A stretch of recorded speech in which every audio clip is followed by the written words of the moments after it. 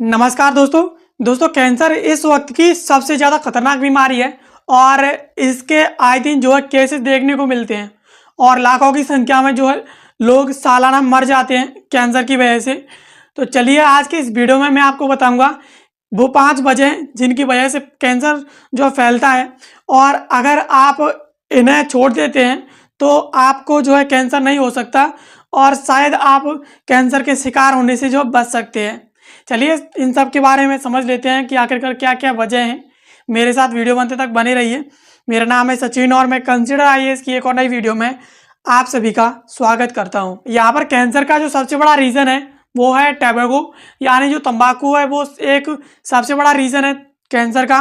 तंबाकू उपयोग चाहे धूम्रपान हो यानी सिगरेट हो, बीड़ी, हुक्का हो या चबाने वाला गुटखा जैसे कि खैनी है, गुटखा, पान मसाला है, ये भारत में जो कैंसर है उसके सबसे बड़ा कारण है। यानी आए दिन लोगों को आपने देखा होगा वो या तो सिगरेट पी रहे होंगे, बीड़ी पी रहे होंगे, गुटखा चबा रहे होंगे, पान मसाला आपने खाते हुए देखा होगा और इसी वजह से जो है भारत में कैंसर से सबसे ज़्यादा मृत्यु होती हैं।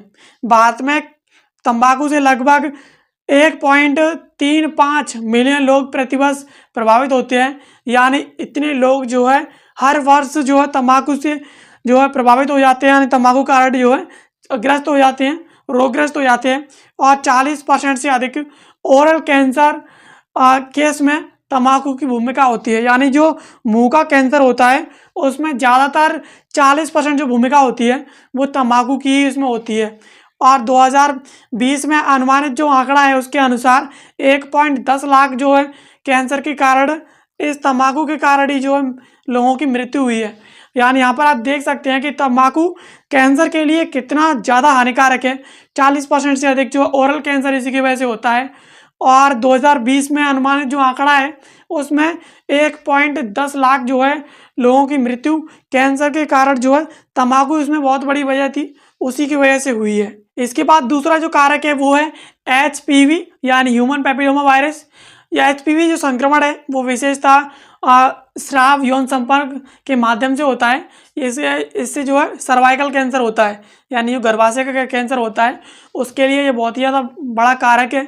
और भारत में लगभग 77,000 महिलाएं हर साल सर्वाइकल कैंसर के कारण जो मर जाती हैं। भारत में अनुमानित 89,100 जो कैंसर मौतें हैं वो सिर्फ और सिर्फ HPV संक्रमितों से जुड़ी हुई होती हैं 2020 के डेटा के अनुसार।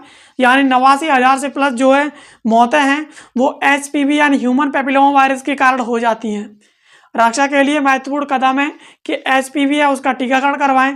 भारत सरकार ने सर्वैक नामक एक इंडिजियस HPV जो वैक्सीन है वो 9 से 14 साल की लड़कियों के लिए करीबन 300 से 400 रुपये प्रति डोज के हिसाब से शुरू की है।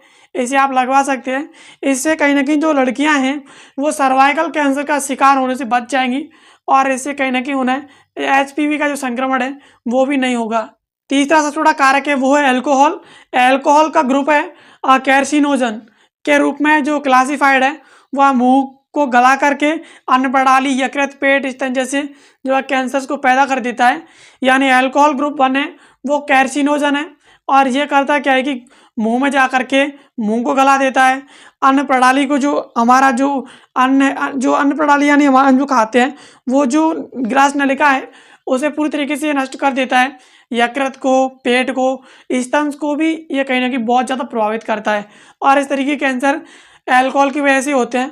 भारत में अल्कोहल से प्रतिवर्ष लगभग 41,600 जो है मौतें होती हैं 2020 के आंकड़े के अनुसार।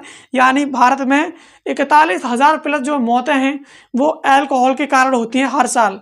2021 में भारत में कैंसर से जुड़े अल्कोहल उपयोग से जुड़े जो एडजस्टेड लाइफ ईयर्स जो लगभग हैं वो 6.6% थे। यानी कैंसर जो है एडजस्टेड थी अल्कोहल के कारण तो वो करीबन आंकड़ा था 6.6% जो है और इसमें अनुमानित जो मौतें थी वो 2021 में 30,000 थी।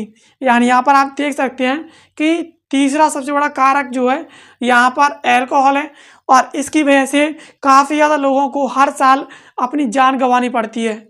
इसके बाद चौथा सबसे बड़ा कारक है वो है मोटापा यानी ओबेसिटी।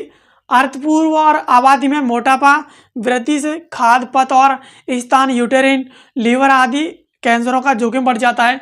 यानी आपका मोटापा अगर बढ़ गया तो समझो आपके अंदर जो खाद्य पदार्थ है, स्तन के साथ यूटेरिन, लीवर है, यहाँ पर जो है कैंसरों का जोखिम बढ़ जाता है। भारत में मोटापे से जुड़े कैंसर मामलों की हिस्सेदारी 4.8% तक मापी जाती है और 2020 में मोटापे के कारण 8,000 जो है कैंसर के कारण मौतें हुई थी।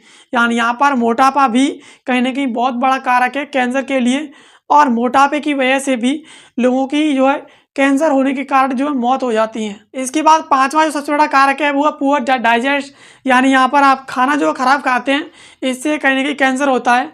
आहार में उच्च रेड और प्रोसेस्ड मीट, इसके साथ कम फाइबर और कम फल वेजिटेबल, अधिक चीनी और शारीरिक गतिविधि की कमी कैंसर का जोखिम बढ़ाती है। यानी यहाँ पर आप जो है उच्च जोखिम वाले खाने खाते हैं जिनमें शुगर ज़्यादा होती है और शारीरिक गतिविधियाँ उसमें ज़्यादा रहती हैं, इससे कहीं ना कहीं आपका जो अंदर का सिस्टम है वो पूरा ख़राब हो जाता है।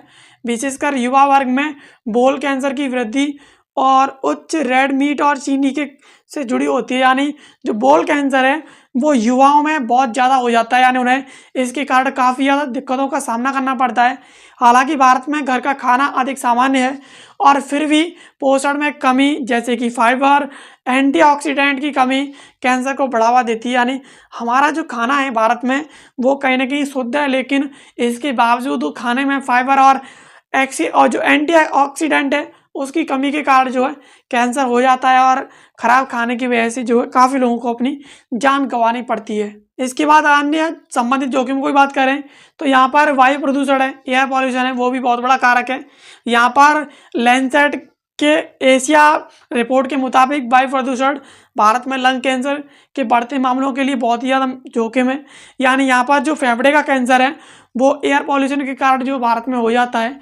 इसके साथ डाइटरी मेटाबॉलिक जोखिम है, यानी उच्च रक्तचाप और इसके साथ असंतुलित आहार और अन्य जो एनसीडी जोखिम है वो तंबाकू के बाद भारत में सबसे बड़े दोषी है, यानी इनके कारण भी जो है कैंसर हो जाता है।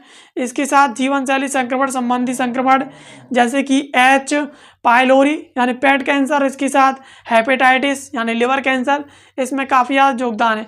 यानी ये अन्य कारक हैं जो कि कैंसर के लिए बहुत ही ज़्यादा उत्तरदायी हैं। और यहाँ पर अनुमानित रूप से सन 2022 में भारत में 14,61,427 जो है नए कैंसर के मामले दर्ज किए गए हैं, जो 2025 तक 1.57 मिलियन तक पहुंच सकती है। यानी यहाँ पर टोटल 12.8% की जो वृद्धि हो सकती है। लगभग 50 से 60% कैंसर के मामले प्रतिरक्षीय होते हैं, यानी प्रीवेंटल होती है। मौके तंबाकू की इसमें नियंत्रण होता है और HPV वैक्सीनेशन और जीवन शैली सुधार और स्वास्थ्य जागरूकता से, यानी यहाँ पर तंबाकू जो मुख्यतः कारण होता है HPV वायरस होता है, जीवन शैली और स्वास्थ्य जो जागरूकता ना होने के कारण यहाँ पर ये जो वायरस फैल जाते हैं 60% तक जो है। और कमी आधारित रोकथाम यानी प्रिवेंशन जैसे जागरूकता अभियान, टीकाकरण, पोषण, एजुकेशन और स्क्रीनिंग प्रोग्राम और सरकारी नीतियाँ इसमें ज़रूरी है। यानी इन कैंसर को रोकने के लिए कहीं ना कहीं जो प्रिवेंशन है वो भी ज़रूरी है। इनके अंदर लोगों के अंदर जो इसके लिए जागरूकता अभियान चलाने चाहिए। पोषण है वो भी इसके लिए खाने को लेकर के यहाँ पर लोगों को जागरूक करना चाहिए और स्क्रीनिंग प्रोग्राम्स यानी लोगों को जाकर के बताना चाहिए शिविर कैंप्स के थ्रू कि ये जो है बहुत ही ज़्यादा हानिकारक है, ये आपको नहीं करना चाहिए और इसके लिए सरकारी नीतियाँ हैं वो भी बहुत ज़्यादा ज़रूरी है। अब यहाँ पर क्या किया जा सकता है तो तंबाकू खुद छोड़ें, उसके बाद दूसरों को प्रेरित करें। HPV वैक्सीनेशन यानी खासकर 9 से 14 साल की जो लड़कियां हैं उनको HPV का वैक्सीनेशन करवाएं। इसके साथ शराब सेवन सीमित करें और खासकर जब जोखिम अधिक हो, यानी जब कैंसर का जोखिम अधिक हो तब शराब जो कम पिए। और वैसे मेरा खुद का ओपिनियन है शराब पीनी नहीं चाहिए बिकॉज ये बहुत ज़्यादा हानिकारक है। और संतुलित आहार लें, इसमें फल, सब्जियां, फाइबर सामग्री और कम प्रोसेस्ड जो रेड मीट है वो खाएं। इसके साथ नियमित व्यायाम करें, BMI को नियंत्रित रखें। इसके साथ प्रदूषण जोखिम है उसे कम करें जैसे कि मास्क पहनें। इसके साथ इंडोर एयर क्वालिटी सुधारें और जो पाइलोरी है जो पेट के कैंसर हैं, हेपेटाइटिस हैं, इन सब की जांच करवाएं ताकि आप कैंसर की चपेट में आने से बच सकें। तो ये थे कैंसर के कुछ बहुत बड़े कारक जो आपको अगर इन सभी को आप छोड़ देते हैं तो आप कहीं ना कहीं कैंसर की चपेट में आने से बच जाएंगे और आप उस काउंटिंग से हट जाएंगे जिस काउंटिंग में कैंसर में मरने वाले लोगों की संख्या होती है, और आप बच जाएंगे इससे।